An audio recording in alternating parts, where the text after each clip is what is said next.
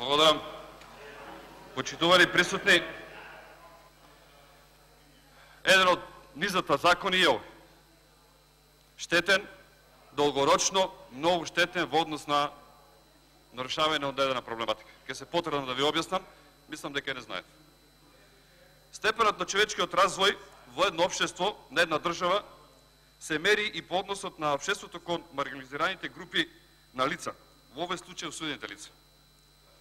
Според еден познат професор по право, работата во казнено-поправните домови и воспитно-поправните домови е една од најхуманите работи во општеството. Тој произлегува и од самата обврска на вработените во овие институции, а тоа е ресоциализација на осудените лица, односно воспитна улога која треба да ја имат. Но за да се решат проблемите во оваа сфера, треба паралелно да се работи кон решавањето на проблемите или создавањето услови не само на осудените лица, тука и на вработените во тие институции.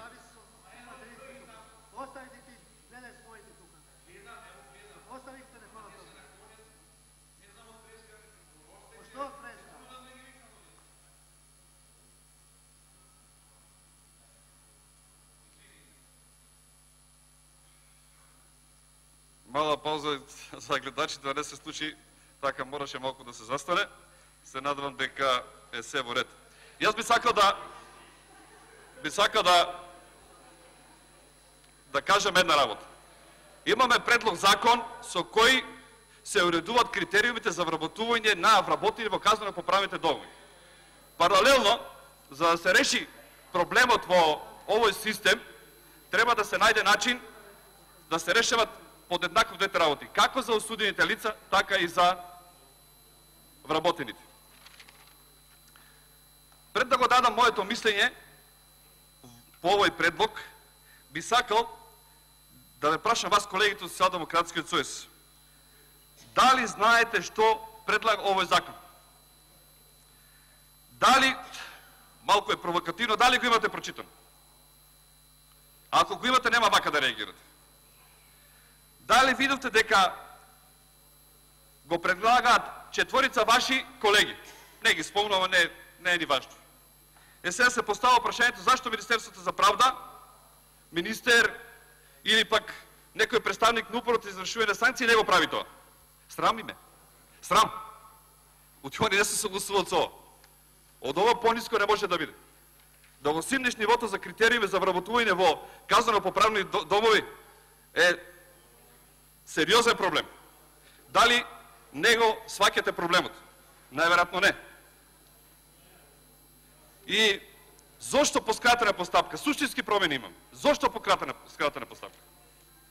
Би сакал да ве предупредам. Јавноста понатаму ќе ги чувствува последиците од овој закон. Вели вака, тука има еден дел околу јазиците, се согласувам. Нека нема, нека се исфрлат потребата од познавање на јазици, на странски јазици, меѓутоа тоа интересна една ситуација. Може би тука во затворите треба да се познават сите јазици во Република Македонија. Зошто? Имаме осудени лица од повеќе националности и заради комуникација и заради безбедност треба луѓето вработени во казнено-поправните домови да ги познават тие јазици. Меѓутоа има една работа што не се согласува. А тоа е познавање на компјутерски програми за канцелариско работење, како и важноста за сертификати. Почитувани колеги, не знам дали знаете, заради безбедност во затворите има монитори, има видеокамери и така натака. На повеќе места се работи со компјутери, со технолошки апарати, со технички апарати.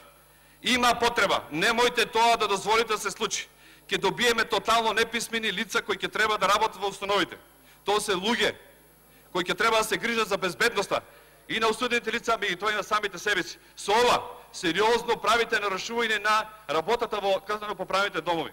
Понатаму се поништува границата до 25 години вработување. Ајде, нека 25, нека се мали се. Или големи, не знам. До сега било така практика и војска одат и така натака, со 18 години луѓето војска одат. Зошто тука не би работеле со 25 години? Зошто? Која е границата? Дали последната граница, дали 60 години? Дали некој ќе треба да оди на 60 години и може да се вработи во казнено-поправно, за да задоволите одредена партиска потреба? Луѓе, не. правиме систем. Тука треба да се направи ресоциализација на тие луѓе. Треба да се чуват тој систем, тие затвори. Друга работа. Да е психофизички способно за вршење на работите на затворска полиција. И толку киновати. Еве луѓе, каков треба да биде тој човек? Возраста, компјутер да не познава, значи психофизички тест да не му се прави. Дали сте свесни што ви се предлага, што ви се сервира? Ви го кажувам многу добронамерно. Работе во тој систем го знам. Знам како функционира. Понатаму се брише комисија, се формира нова комисија која буквално на директорот му дава можност како сака да ги избере. Ги вика, му прави интервју, ти си добар, ти да те видам вака подлично ми изгледаш, ти си висок, низок, супер ќе те примеме, а ти па ни лепеше плакати таму за Социјалдемократски сојуз и ти прв ќе бидеш примен. Еј, луѓе, морате да го смените тоа. Имаше сериозни добри критериуми, надградете ги, не ги уништувајте. Понатаму, административна селекција интервју. Толку. Дали на тој начин ќе треба и да возможиме тоа да се направи? За разлика од ова, би сакал да ви опишам како изгледа еден вработен во казнено-поправен дом. Кој се треба компетенции да ги има и кој вие на некој начин со ова ги уништувате. Сериозен прекршок правите. Иако се трудите да ја минимизирате јавноста, дебатата, зборувате, не е честно, така правите, така ќе ви се врати во едно време. Меѓутоа, мислам дека граѓаните не слушат. Би сакал да кажам, затворската полиција да знаете што прави, а што правите вие? Што се ќе уништите? Го намалувате критериум за вработување на лица само со партиска книжка, ништо повеќе. Затворската полиција врши обезбедување на осудените и притворените лица, надворешно и внатрешно обезбедување на установата и нејзините објекти потребни за одржување на безбедноста и врши други работи уредени со овој закон. Затворската полиција е единствено униформирана, вооружена и опремена. Почитувани колеги, дали днес сваќате дека таму таа затворска полиција треба да носи и оружје, треба да биде опремена и треба да чува некого? Дали со ова не правите страшен прекршок, што ќе дозволите било кој да се вработи во тие установи? Тие лица треба да подлежат под специјални психофизички способности. Тестови. Луѓе, таму има луѓе и мажи и жени. Има разни возрасти, и малолетници, има и возрастни, и пензионери, секакви. Како на кој му се случило. Меѓутоа, една работа да ви кажам. Тие луѓе што ќе работа треба да бидат вртни стручњаци во својата област. Педагози, психолози, меѓутоа и психофизички здрави, спремни да одговарат на сите предизвици, да се справат и да се очат. Тие треба да бидат во функција и помош на граѓаните кои на некој начин се нашле и одлежуваат таа казна, да се вратат многу побезболно. Не знам дали знаете за еден феномен. Се е во ред додека е внатре, после излегувањето, и за тоа треба да се разговара. Што после излегувањето на тие лица надвор од тој систем? Сериозен проблем е. А вие со сето ова правите сериозни проблеми. Понатаму, припадник на затворската полиција за кој е поведена постапка за кривично дело или прекршок со елементи на насилство, односно е добиено известување од надлежен центар за социјални работи за сторено семејно насилство, директорот на установата го батува на задолжителни психијатарски и психолошки преглед, односно советување со психолог. И сега и тоа се трга. А претходно законот постоеше. Кој е механизмот сега понатаму и на директорот натаму? Директорот сега ќе си ги пополни месата, ама и на него не му правите добро. Јас бев директор, јас знам како е тоа. Не му правите добро на тие директори, што ги водат сега тие установи. Нема да може да работат. Партиски послушници што лепеле плакати, ништо повеќе. Луѓе таму требат квалитет. Сите тие кои се вработуваат, него познаваат тој систем. Кои ќе влезат внатре, ќе видат дека има сериозен проблем. Не е така едноставно да работиш во тој систем. Таму треба психофизички да си спремен, подготвен, дека влегуваш натре и си во многу слична ситуација, како осудените, така и тие што се таму. Затоа треба многу внимателно да се прашат тие луѓе, не да гледат само на платата како можност 20 до 30.000 денари тука заврши приказната.